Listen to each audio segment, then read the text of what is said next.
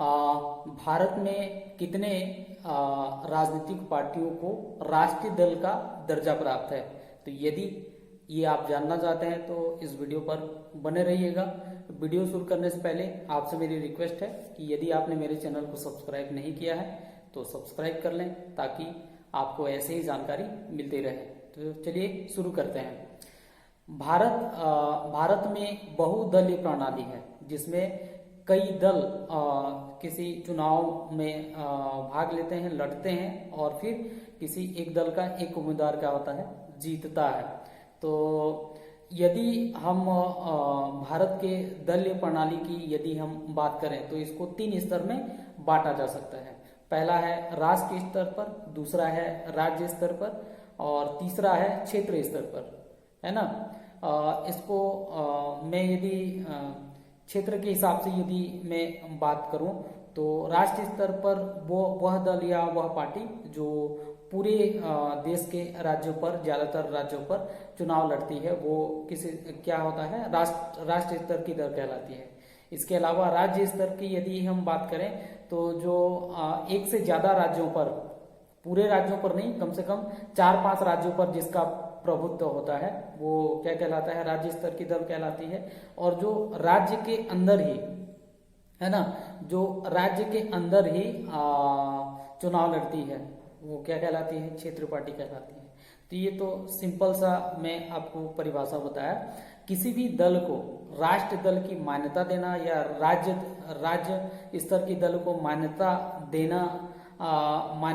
देने का जो अधिकार है वो भारत के निर्वाचन आयोग को है ना।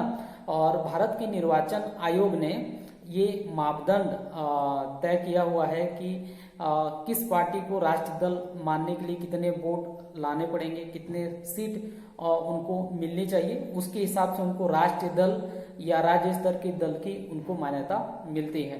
तो आज मैं आपको ये बताऊंगा कि राष्ट्रीय दल की मान्यता कैसे मिलती है और कौन कौन सी राष्ट्रीय दल की पार्टियां हैं, ठीक है।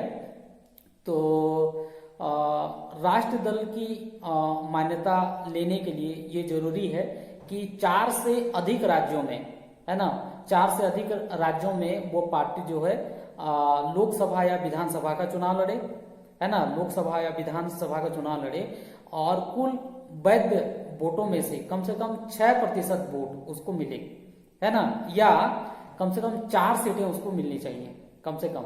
तो यहाँ पर दोनों चीज ध्यान रखिए, लोकसभा का चुनाव हो चाहे विधानसभा का चुनाव हो, 4 से अधिक राज्यों में कुल वोटों का उसको कितना प्रतिशत मिलना चाहिए, 6% वोट मिलना चाहिए, या कम से कम 4 सीट मिलना चाहिए, है ना। या केवल लोकसभा के चुनाव में, है ना, केवल लोकसभा के चुनाव में कुल सीट का 2% सीट उसको प्राप्त होना चाहिए 4 से अधिक राज्यों में। 2% का सीट मतलब 543 सीट, 543 में से आप 2% निकालेंगे तो लगभग 11 सीट होता है। तब उसे क्या मिलेगा, राष्ट्रीय दल का मान्यता मिलेगा, है ना। तो ऐसे कौन कौन से दल हैं जिनको राष्ट्रीय दल की मान्यता मिली है, वो मैं विकिपीडिया से मैं बताने वाला हूं। और ये जो अपडेट किया गया है वो जून 2019 में अपडेट किया गया है ना।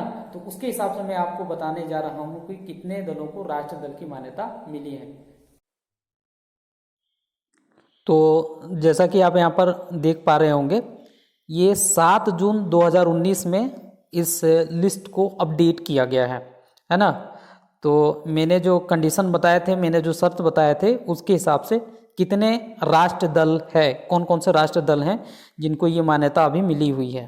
तो सबसे पहले यहाँ पर आप देख पा रहे होंगे भारतीय जनता पार्टी, बीजेपी जिसको कहा जाता है ना। तो ये राष्ट्रीय दल हैं। भारतीय राष्ट्रीय कांग्रेस, है ना, कांग्रेस पार्टी, तो इनको राष्ट्रीय दल का दर्जा मिला है। राष्ट्रवादी कांग्रेस पार्टी जिसको एनसीपी बोलते हैं, है ना, एनसीपी महाराष्ट्र में है, भारतीय राष्ट्रवादी कांग्रेस पार्टी एनसीपी, ठीक है। तो ये ध्यान रखिएगा। उसके बाद आ जाओ बहुजन समाज पार्टी यूपी में, है ना, जो मायावती जिनके फिलहाल जो है क्या है अध्यक्ष हैं। तो ये बहुजन समाज पार्टी को भी राष्ट्रीय दल का दर्जा मिला हुआ है। भारतीय कम्युनिस्ट पार्टी के 2 टाइप के विचारधारा वाले हैं, है ना। एक भारतीय कम्युनिस्ट पार्टी और दूसरा भारतीय कम्युनिस्ट पार्टी मार्क्सवादी पार्टी, तो इनको भी राष्ट्र दल का मान्यता मिला हुआ है। उसके बाद तृणमूल कांग्रेस, ममता बनर्जी बंगाल का, है ना।